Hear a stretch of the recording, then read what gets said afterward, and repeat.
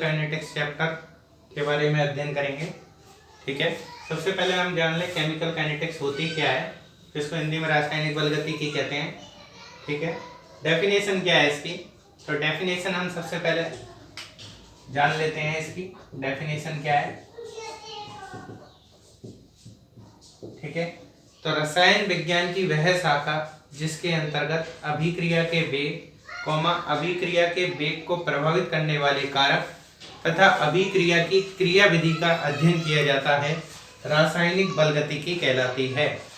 तो डेफिनेशन एक बार और बोल रहा हूं मैं, रसायन विज्ञान की वह शाखा जिसके अंतर्गत अभिक्रिया के वेग अभिक्रिया के वेग को प्रभावित करने वाले कारक तथा अभिक्रिया की क्रियाविधि का अध्ययन किया जाता है, रासायनिक बलगतिकी कहलाती है।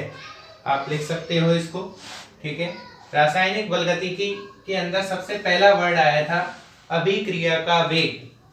अभिक्रिया के वेग को हम बोलते हैं रेट ऑफ रिएक्शन।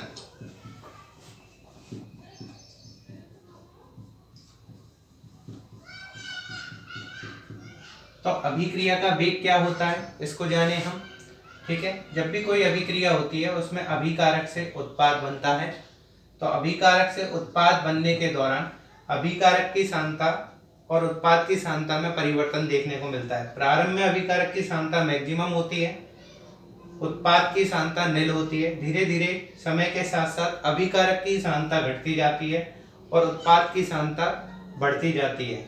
इसी को ही हम अभिक्रिया के वेग के रूप में परिभाषित करते हैं। डेफिनेशन क्या है, इकाई समय में, मैं लिख देता हूं, इकाई समय में अभिकारक या उत्पाद की सांद्रता में परिवर्तन अभिक्रिया का वेग कहलाता है। इकाई समय में अभिकारक या उत्पाद की सांद्रता में परिवर्तन अभिक्रिया का वेग कहलाता है। अभिक्रिया के वेग को हम कैसे दर्शाएंगे मैथमेटिकल रूप में,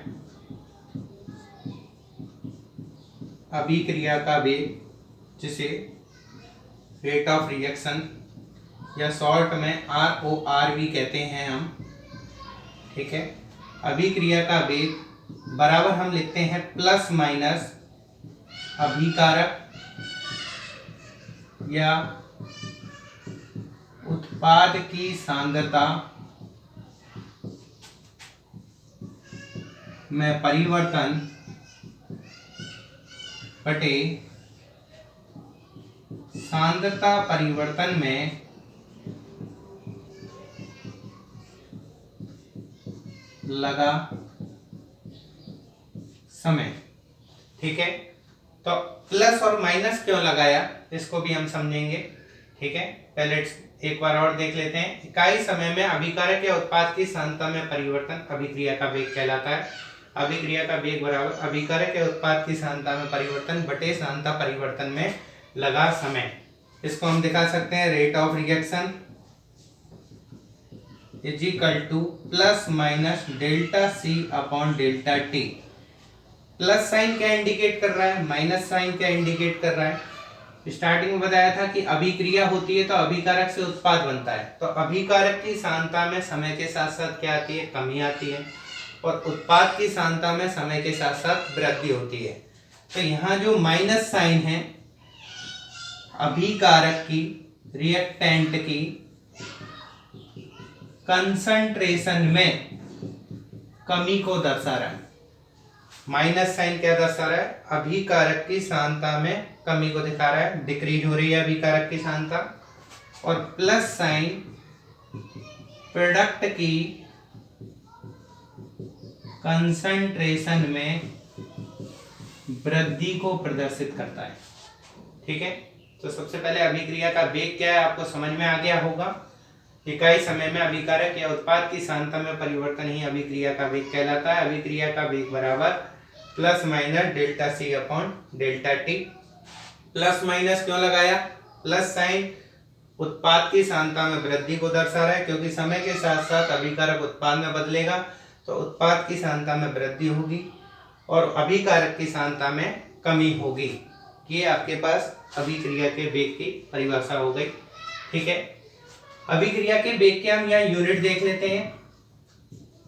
यूनिट क्या होगी, तो रेट बराबर अभिक्रिया का वेग बराबर plus minus delta C upon delta T है।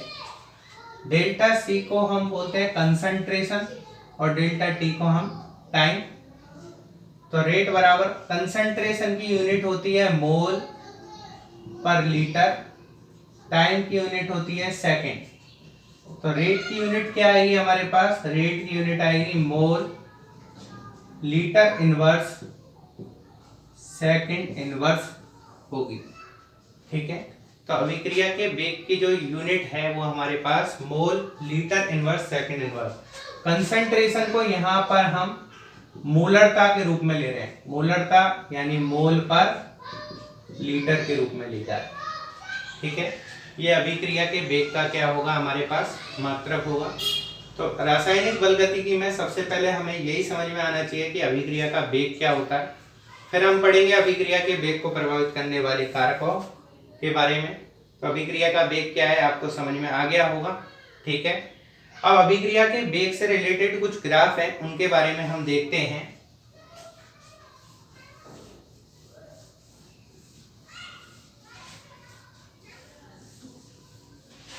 ठीक है, सबसे पहले हम देखते हैं रिएक्टेंट की कंसंट्रेशन वर्सेस टाइम। ठीक है, रिएक्टेंट की कंसंट्रेशन और समय के मध्य ग्राफ खींचते हैं। तो एक तरफ हम लेते हैं टाइम और एक तरफ लेते हैं रिएक्टेंट की कंसंट्रेशन। ठीक है, तो अभिक्रिया के दौरान हम जानते हैं अभिकारक प्रारंभ में अत्यधिक मात्रा में होगा, तो इनिशियली इसकी कंसंट्रेशन मैक्सिमम होगी, लेकिन समय के साथ साथ अभिकारक किसमें बदलता जाता है, उत्पाद में। तो जैसे जैसे समय बढ़ेगा अभिकारक की सांद्रता क्या होती जाएगी, घटती जाएगी।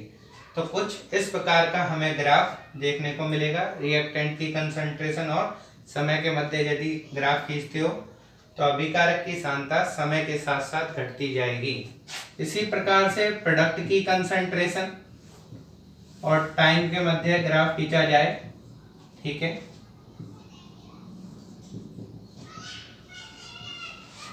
प्रोडक्ट की कंसंट्रेशन दे रहे हैं हम यहाँ।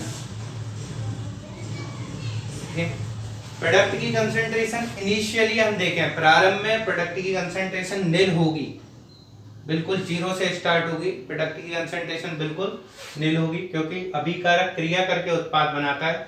अभिकारक के अणु आपस में टकराते हैं, टकराने पर पुराने बंध टूटते हैं, नए बंधों का निर्माण होता है, तब जाके उत्पाद का निर्माण होता है। तो प्रारंभ में उत्पाद की मात्रा जो होती है हमारे पास बिल्कुल निल होगी, लेकिन समय के साथ साथ उत्पाद की मात्रा क्या होती जाएगी, बढ़ती जाएगी। तो इस प्रकार का ग्राफ प्राप्त होगा। अभिकारक की सांद्रता समय के साथ साथ घटेगी, इसलिए हमने माइनस साइन लगाया था। उत्पाद की सांद्रता समय के साथ साथ बढ़ेगी, इसलिए हमने प्लस साइन लगाया था। ठीक है, ये ग्राफ आएगा।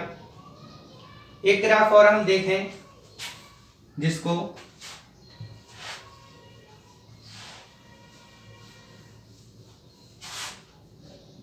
अभिक्रिया का वेग और समय के मध्य ग्राफ खींचा जाए। अभिक्रिया के वेग और समय के मध्य ग्राफ खींचा जाए तो किस प्रकार का प्राप्त होगा। अभिक्रिया का जो वेग है सबसे पहले ये समझना होगा, ये जो होती है अभिकारक की सांद्रता के समानुपाती होता है, रिएक्टेंट की कंसंट्रेशन के प्रोपोर्शनल होती है। 11th क्लास में एक नियम पढ़ा होगा आपने, रेट लॉ, या जैसे द्रव्य अनुपाती क्रिया नियम कहते हैं। इसके नियम के अनुसार अभिक्रिया का वेग यानी रेट अभिकारक की सांद्रता के समानुपाती होता है। अभिकारक की सांद्रता जितनी ज्यादा होगी अभिक्रिया का वेग उतना ही अधिक होगा। ऐसा क्यों? क्योंकि अभिकारक की सांद्रता जितनी ज्यादा होगी, अभिकारक के अणु जितने ज्यादा होंगे वो उतने ही ज्यादा आपस में टक्कर करेंगे। टक्कर करने के कारण पुराने बंध टूटेंगे, नए बंधों का निर्माण होगा, जिससे अभिक्रिया का वेग भी बढ़ता जाएगा। परंतु हम जानते हैं रिएक्टेंट की जो कंसंट्रेशन है वो समय के साथ साथ घटती जाती है। जिससे अभिकारक अणुओं की संख्या भी घटती जाएगी, और अभिकारक अणुओं की संख्या घटती जाएगी तो अभिक्रिया का वेग भी घटता जाएगा। तो इसके लिए जो ग्राफ प्राप्त होता है, अभिक्रिया के वेग और समय के मध्य जो ग्राफ प्राप्त होता है वो बिल्कुल अभिकारक की सांद्रता और समय के मध्य जो ग्राफ बनता है वैसा ही ग्राफ प्राप्त होता है। तो प्रारंभ में अभिक्रिया का वेग ज्यादा होता है क्योंकि अभिकारक की सांद्रता ज्यादा होती है, टक्कर ज्यादा करते हैं अणु, उत्पाद ज्यादा बनता है। लेकिन जैसे जैसे कंसंट्रेशन घटती जाएगी रेट भी घटती जाएगी। तो अभिक्रिया के वेग और समय के मध्य ग्राफ खींचा जाए तो इस प्रकार का प्राप्त होगा। अगर रिएक्टेंट और कंसंट प्रोडक्ट दोनों को एक साथ समय के साथ ग्राफ में दिखाया जाए तो रिएक्टेंट की कंसंट्रेशन इनिशियली आप जानते हो मैक्सिमम होगी और प्रोडक्ट की कंसंट्रेशन मिनिमम होगी।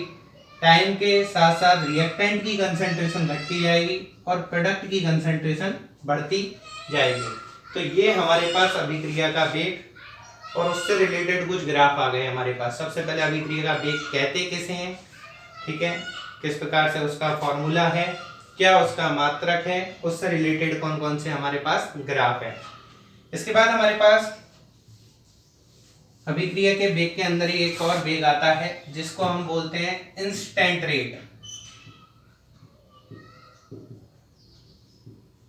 इंस्टेंट रेट को हम बोलते हैं तात्क्षणिक वेग।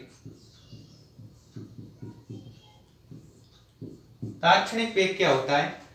जब भी कोई अभिक्रिया चल रही है, जैसे अभिक्रिया का वेग ले रहे हैं हम, यहाँ टाइम ले रहे हैं, तो अभिक्रिया चलती है और अभिक्रिया का वेग समय के साथ साथ घटता जाता है। तो किसी एक निश्चित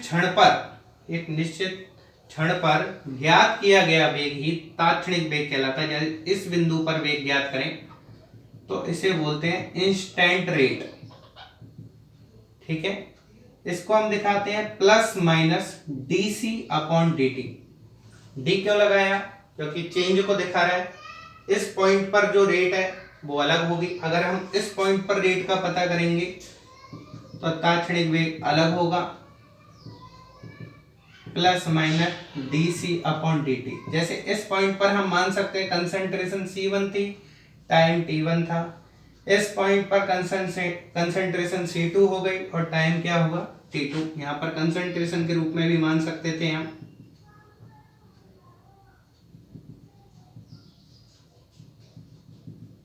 यहाँ T1 टाइम मान लें, यहाँ T2, यहाँ C1 कंसंट्रेशन, यहाँ C2। तो किसी एक निश्चित क्षण पर ज्ञात किया गया वेग तात्क्षणिक वेग कहलाता है और ये समय के साथ साथ बदलता रहता है, इसलिए यहाँ पर डी लगाया। इसी के बाद इसमें एक वेग और आता है, उसको भी हम यहाँ पर देख लेते हैं, औसत वेग, एवरेज रेट। तात्क्षणिक वेग क्या होता है? किसी निश्चित बिंदु पर ज्ञात किया गया है, निश्चित क्षण पर ज्ञात किया गया वेग तात्क्षणिक वेग कहलाता है। औसत वेग क्या होता है? तो निश्चित समय अंतरालों के मध्य, जैसे हमने T1 और T2 इन दो समय अंतरालों के मध्य ज्ञात किया गया जो वेग है वो औसत वेग कहलाता है। इसको भी हम इसी प्रकार से दिखाते हैं, एवरेज रेट बराबर plus minus delta C upon delta T. Delta क्यों लगा रहे हैं? दो जगह अंतर को दिखा रहा है डेल्टा, ठीक है। तो किन्हीं दो निश्चित समय अंतरालों के मध्य, डेफिनेशन आप लिख सकते हो, मैं बोल रहा हूं, तात्क्षणिक वेग की भी डेफिनेशन आप लिख सकते हो, औसत वेग की भी आप डेफिनेशन लिख सकते हो। तात्क्षणिक वेग बोला किसी एक निश्चित समय पर ज्ञात किया गया वेग तात्क्षणिक वेग कहलाता है। औसत वेग क्या होता है? किन्हीं दो निश्चित समय अंतरालों के मध्य ज्ञात किया गया वेग जो है वो औसत वेग कहलाता है। तो एवरेज रेट बराबर हम लिख सकते हैं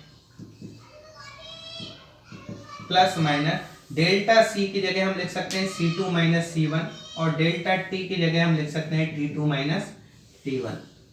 तो ये औसत वेग, तात्क्षणिक वेग और अभिक्रिया वेग से रिलेटेड कुछ बातें हो गई, ठीक है। अभिक्रिया का वेग किसे कहते हैं, तात्क्षणिक वेग किसे कहते हैं, औसत वेग किसे कहते हैं, अभिक्रिया के वेग का मात्रक क्या होता है,